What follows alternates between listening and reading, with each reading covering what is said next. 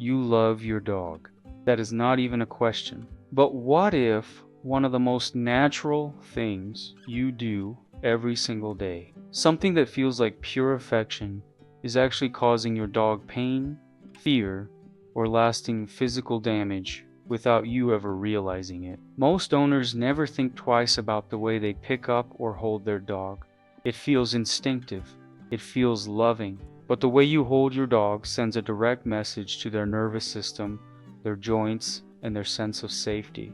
And for millions of dogs, that message is not what their owners intended. If any part of this video makes you stop and reconsider something you do every day, share it with another dog owner who needs to see this, because what you are about to learn is something most people find out too late. The first mistake is one of the most common things you will see in any park, any home, any video online.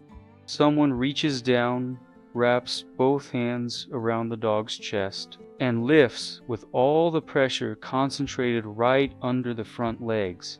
It looks completely normal. It has probably been done to your dog hundreds of times. But here is what is actually happening in that moment. The shoulder joint in dogs is not structured to bear the full weight of the body from a single upward pressure point under the armpits.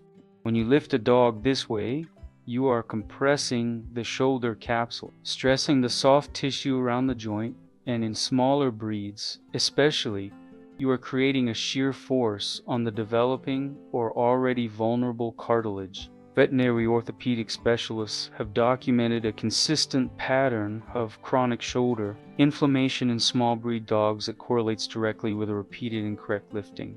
The dog may not cry out, they may not show obvious signs of pain in the moment, but the discomfort registers in the nervous system, and over Chimi the dog begins to associate being picked up with something unpleasant. That is, when you start seeing the flinching, the pulling away, the anxiety around being handled. Your dog was never being difficult. He was telling you something hurt. The correct approach is to slide one hand under the chest and the other under the hindquarters simultaneously, distributing the weight evenly across the full length of the body before you lift. This keeps the spine neutral, protects both shoulder and hip joints, and tells the dog's nervous system that being lifted is a safe and supported experience. Dogs lifted correctly from puppyhood almost universally develop a relaxed, trusting response to being handled. The difference in their body language is immediate and unmistakable. The second mistake goes even deeper because it involves not just the body but the dog's emotional state during handling. Picture this. Picture this. You pick up your dog and hold him against your chest, facing outward, legs dangling, no support beneath the hind. He looks relaxed to you. He is not struggling, but look more carefully at the muscle tension in his back, the way his hind legs are reaching slightly downward, searching for something solid, the subtle tightening around his eyes. What you are seeing is not relaxation. It is a freeze response. When a dog's hindquarters are unsupported and hanging in the air, the vestibular system, the part of the brain that processes balance and spatial orientation, sends an immediate alert. The dog is registering instability. His body cannot find the ground. And a body that cannot find the ground is a body that is preparing for a fall. Research in canine stress physiology shows that this specific postural configuration, unsupported hindquarters in elevation, consistently produces measurable cortisol elevation, even in dogs that appear externally calm. Your dog was not relaxed. He was coping. And there is an enormous difference between a dog who feels safe and a dog who has simply stopped trying to escape. The correction here is straightforward, but requires intention. When you hold your dog against your body, one arm should always be positioned beneath the hindquarters, creating a shelf of support that allows all four limbs to rest naturally. The dog's weight should never hang from a single point of contact. When the full body is supported, something shifts in the dog almost immediately. The muscle tension releases, the breathing deepens, the eyes soften. That is not a small thing. That is the difference between a dog who tolerates being held and a dog who genuinely feels safe in your arms. If this is already changing the way you see something you do every day, take a second right now to like this video and subscribe. There is so much more about your dog's experience that most owners never get to understand, and every video on this channel is built to close that gap. The third mistake is one that tends to affect smaller dogs disproportionately, but it happens across all breeds and sizes. It is the sideways carry. One arm hooked under the belly, dog suspended horizontally with the spine unsupported along its length. It is casual.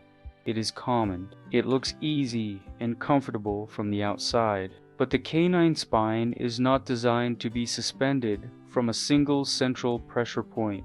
The lumbar vertebrae, the section of the spine between the rib cage and the pelvis, carries tremendous mechanical stress when the body is lifted without support at both ends. In breeds already predisposed to intervertebral disc disease, including corgis, shih tzus, and French bulldogs, this carry position is not just uncomfortable, it is a genuine clinical risk factor. Veterinary neurologists consistently flag improper carrying as a contributing factor in early disc herniation presentations. But even in breeds without genetic predisposition, the repeated mechanical stress of unsupported spinal loading accumulates over time. Your dog may be living with a level of chronic back discomfort that never produces a dramatic symptom, but quietly shapes how he moves, how he plays, and how much he enjoys being touched along his back.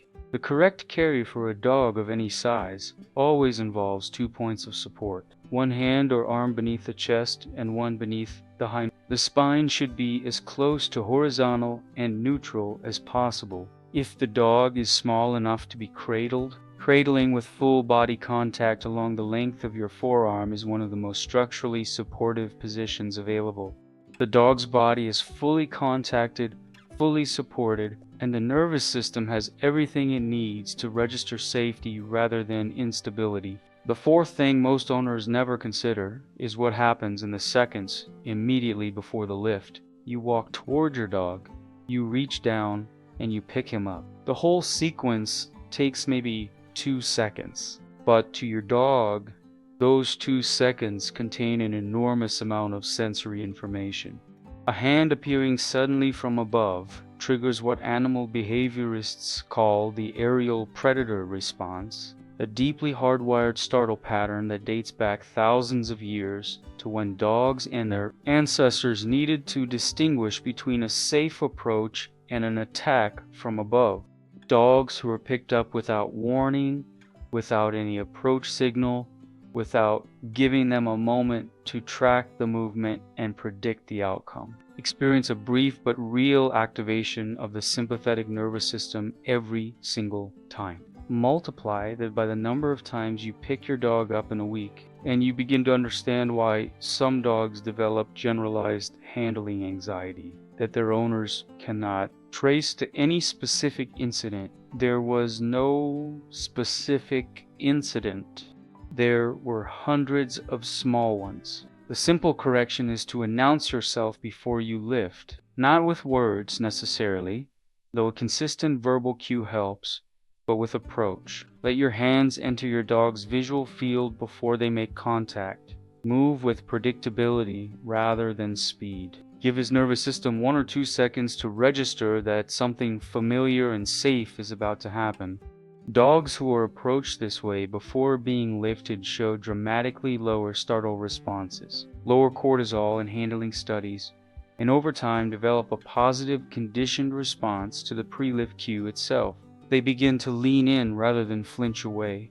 That shift is not small. That is trust being built one interaction at a time. The fifth thing is the one that tends to stay with people long after this video ends, because it is not about technique. It is about what all of these moments, accumulated over days and months and years, add up to inside your dog's experience of being with you.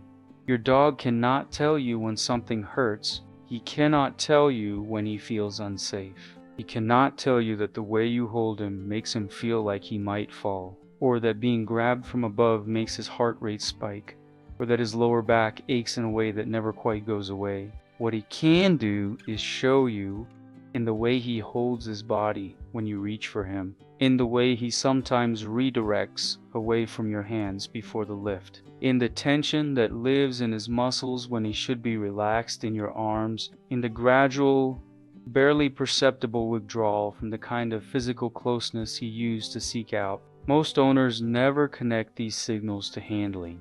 They think their dog is just getting older, or more independent, or that something changed in the dynamic for reasons they cannot identify. But animal behavior researchers who study the long-term effects of handling quality on the human-animal bond have found something that should matter deeply to every dog owner. Dogs who are handled with awareness, with support, with predictability, and with physical respect do not just show less anxiety, they show greater attachment. They seek out physical closeness more frequently. They display more affiliative behaviors toward their owners. They are, by every measurable indicator, more bonded, not because of grand gestures, not because of long walks or expensive food or elaborate training, but because the person who holds them has learned to hold them in a way that makes them feel safe. And a dog who feels safe in your hands is a dog who trusts you with everything. That trust is built in the small moments, in the 2-second approach before the lift, in the hand beneath the hindquarters that tells the nervous system the ground has not disappeared, in the neutral spine and the full body contact that says you are held, you are supported, you are not going to fall. These are not complicated things. They are learnable in a single afternoon, but their effect on your dog compounds over every interaction, every day, for the rest of his life. Now tell me in the comments, which of these surprised you most? And is there something about the way your dog reacts to being held that now makes a different kind of sense? I read every comment, and your question might be exactly what the next video needs to cover. Share this with someone who loves their dog and picks them up every day without knowing any of this, because the way you hold your dog is one of the quietest, most consistent messages you send them. Make sure it is the right one.